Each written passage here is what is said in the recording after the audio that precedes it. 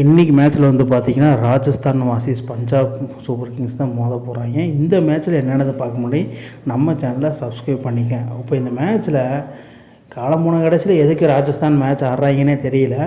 சரி ஏதோ ஆடி விடுவோம், அக்ரிமெண்ட் போட்ட சைனுக்காக ஒன்று ஆடி விடுவோம் அப்படிங்கிற மாதிரி தான் ஆடினாங்க.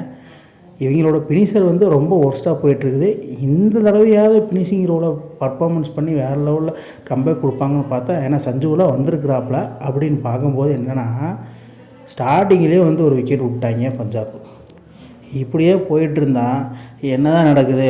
அதுவும் ஒரு கட்டத்தில் பிரியான் சாரியா பிரபு சிம்ரன் சிங் 2 பேர் பர்ஃபார்மன்ஸ் வேறு மாதிரி இருந்துக்குது. பட் பின்னாடி சிரேசேர் அடிக்கிறதுக்கு நல்லாயிருக்கும். ஓப்பனிங் அதாவது பவர் பிளேலேயே வந்து பிரியா சாரியாவும் பிரபு சிம்ரன் சிங்கு அவுட் ஆனால் அவங்களோட நிலைமை இதுதான். அந்த மாதிரி தான் இருக்குது பஞ்சாப்போட நிலைமை. ஒரு 17 வயசு பையன் பாலம் கூட அடிக்க தெரியாமல் மபாக்கா சவுத் ஆப்பிரிக்கன் பிளேயர் ஒரு சின்ன பையன் பால் அவுட்டாகி வெளியே போகிறாங்க. பின்னாடியே நான் அதிரடி காட்டுவேன் அப்படின்னு சொல்லி கிளம்புறேன்னு சிரேசேயர் அடிக்கிறேன், கொஞ்சம் நல்லா அடிச்சுட்டு வாப்பா அப்படின்னு பிரீத்தி சிந்தாவோட மைண்ட் வாய்ஸு. சரி ஓகே அப்படின்னு சொல்லி பார்த்து அவனையும் தூக்கிட்டாங்க. அதாவது சிரேசேயரோட கதை என்னென்னா, ஒரு 2 மேட்ச் நல்லா அடிப்பான், அடுத்த மேட்ச் டக் அவுட் ஆயிடுவான். இதுதான் தெரியும். நான் அவரை சொல்லி ஒன்றும் குத்தம் சொல்ல முடியாது, ஏன்னா அவர் தான் கேப்டனு. இப்படியே போயிட்டு இருந்தா என்ன தான் நடக்கு? Already 3 wicket down. இப்போ யார் தான் அடிப்பா அப்படின்னு சொல்லி பார்க்கும்போது நெகில் வெதேரா. யார் சாமி நீ எங்கடா இருந்து வந்திருக்கு? அந்த மாதிரி தான் இன்றைக்கி ஒரு சம்பவம் பண்ணியிருக்காப்புல. 25 பாலுக்கு 50 ரன் அடிச்சிருக்காப்புல. எனக்கே ஒரு ஷாக்கிங். இதில் நெகில் வெதராவா இது அப்படிங்கிற மாதிரி போட்டு செஞ்சு, அதாவது ஆப்பனண்ட் கிரவுண்டில் போய் ஆப்பனண்ட்டுக்கு அவனோட பொருள் எடுத்து செய்கிறதுல நெகில் வெதேரா வந்து வேறு மாதிரி வச்சு செய்ன்னு செஞ்சு விட்டான். அதுக்கப்புறம் அவங்களோட சேர்ந்த சசாந்த் சிங்கு அதுக்கு மேலே அடிக்கிறான். இவங்க 2 பேரும் பார்ட்னர்ஷிப் போடல. நான் நிற்கிறேன் நீ அடி அப்படி சொல்லி நெகில் வெதேரா வேறு லெவலில் பர்ஃபார்ம் பண்ணி 27 பால்ஸ்லேயே 50 அடித்து வேறு லெவலில் பர்ஃபார்மன்ஸ் கொடுத்ததுனால என்னமோ தெரில, பஞ்சாப் கிங்ஸ் 15 ஓவருக்கு 148 ரன், அதாவது கிட்டத்தட்ட 10 ரன் ஸ்ட்ரைக் ரேட்டில் ஆடிட்டுருக்குறாங்க. ரன் ரேட் வந்து வேறு லெவலில் போயிட்டுருக்கு. இப்படியே போயிட்டுருந்தான் பஞ்சாப் கிங்ஸ் வேறு லெவலில் வின் பண்ணிட்டு போயிடுவாங்க. அப்படி யாராவது விக்கெட் எடுனா நெகில் வெதேரா விக்கெட் எடுத்த பிறகு பின்னாடி வந்த அசமுல்லா ஓமர் ஜாயும் சசாந்த் சிங்கு ரீசெண்டாக ஏபிடியோட ஒரு வீடியோ கால் கனெக்ட் பண்ணி பேசிகிட்டு இருந்தார். ஏபிடியோட பேசும்போது என்னவோ தெரில, இன்றைக்கி மேட்ச் ஃபுல்லாமே lab shot, reverse scoop, mister 360 பேர் போன ஏபியோட ஷாட்டில் இன்றைக்கி நடாது. வீடியோ கால் பேசினாலும் அவர் மாதிரி ஆடணுமா அப்படிங்கிற மாதிரி தான் இன்றைக்கி செய்ன்னு செஞ்சு விட்டாப்புல.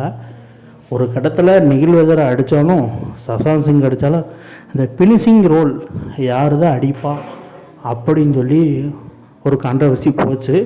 அந்த ஃபினிஷிங் ரோலுக்கு செம்மையாக அசமுல்லா ஓமர் ஜாய் செம்மையாக பர்ஃபார்ம் பண்ணாங்க. அதாவது கிட்டத்தட்ட 10 பாலுக்கு 28 ரன்களை கிட்டத்தட்ட அடித்து வேறு லெவலில் கம்பேக் பண்ணிட்டார். அதாவது 20 ஓவருக்கு வேறு லெவலில் பர்ஃபார்ம் பண்ணி 220 ரன்னு. அதில் உறுதுணையாக இருந்தது ஒரு பக்கம் நெகில் வெதேரா, இன்னொரு பக்கம் சசாந்த் சிங். இவங்க 2 பேருமே 50 அடிச்சதுனால என்னமோ தெரில 20 ஓவருக்கு 220 ரன்னு அடிச்சிட்டாங்கப்பா. இதில் துஷார் தேஷ்பாண்டே மட்டும் ஒரு 2 விக்கெட்டை போட்டிருக்காப்புல. யாராரு நாங்கள் 190 ரன்னு அடித்தாலே திருப்பி அடிக்க மாட்டோம், நீங்கள் 220 ரன்னு என்னடா அந்த ஏரியாவில் அடிக்கிறீங்க இந்த ஏரியா அடிக்கலாம், கடைசியில் எங்கள் ஏரியாலும் போட்டு புழக்கிறீங்களாடா, அந்த மாதிரி தான் இருந்தது. அதுக்கப்புறம் ஆர்ஆர் நீடர் 220 ரன்ஸ் 2 வின்னு. வழக்கம் போல் ஃபினிஷிங் ரோல் சொதப்போல் தான் ஆகும் அப்படின்னு சொல்லி செகண்ட் பேட்டிங்கை ஸ்டார்ட் பண்ண ஆர்ஆர் வழக்கம் போல் தான் நம்ம ஜெய்ஸ்வாலும் வைபவ் சூரியவன்சி 2 பேரும் அதிரடி காட்ட ஆரம்பிச்சு. கிட்டத்தட்ட 6 ஓவருக்கு 70 ரன்னு. எனக்கே சாகு.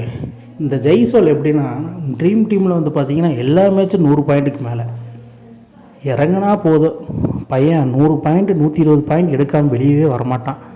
அந்த மாதிரி தான் பையன் பர்ஃபார்மன்ஸாக ஹாஃப் செஞ்சுரி போட்டான். அவங்களோட நின்று ஆனால் வைபவ் சூரியவன்சி அவனும் வேறு லெவலில் வெறித்தனமாக ஆடி அவனும் ஒரு 40 ரன் அடிச்சுட்டு வெளியே போயிட்டான். 2 பேரும் இப்போ வெளியே திரும்பும்போது சஞ்சு சாம்சன் ரொம்ப நாளுக்கு அப்புறம் உள்ளே வர்றான். சரி வந்து எதாவது பண்ணுவான்னு பார்த்தா அவனும் அவுட்டு. இந்த 3 விக்கெட்டை எடுத்தது யார்? நம்ம ஹர்மன் பிரீத் பேரர். கரெக்டாக சிரேசேயர் இந்த மேட்ச்சு வெளியே உட்காந்துட்டார் மெடிக்கல் ரீசன்ஸ்னால.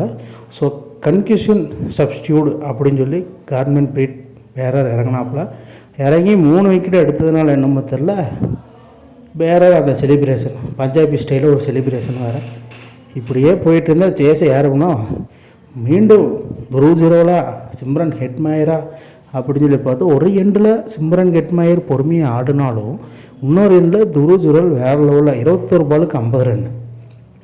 உங்களோட இருந்து எத்தனை நாளாக இந்த ஃபார்மை வச்சுக்கிட்டு ஃபினிஷிங் ரோவை மட்டும் ஃபினிஷிங் பண்ணாமல் இருந்தீங்களடா அப்படின்னு சொல்லி நான் ஒருத்தர் மட்டும் ஃபினிஷிங் பண்ணால் என்ன பண்ணுறது? அங்கே ஹெட்மயர் எதுக்கு நீங்கள் 14 கோடிக்கு எடுத்தீங்கன்னே தெரியல. வர்றான் கட்டையை போடுறான் சுற்றுறான் அவுட் ஆகிறான் போகிறான் அந்த மாதிரி தான் இருந்தது ஹெட்மயரோட நிலமை. கடைசியிலே தோத்துட்டாங்க. இதுதான் தெரிஞ்ச விஷயமாச்சே. பஞ்சாப் இந்த மேட்சை வின் பண்ணிவிட்டு செகண்ட் ப்ளேஸ்க்கு போயிட்டாங்க. பஞ்சாபோட கம்பேக் எப்படி இருந்தாங்க கீழே கமெண்ட் பாக்ஸில் கமெண்ட் பண்ணுங்கள்.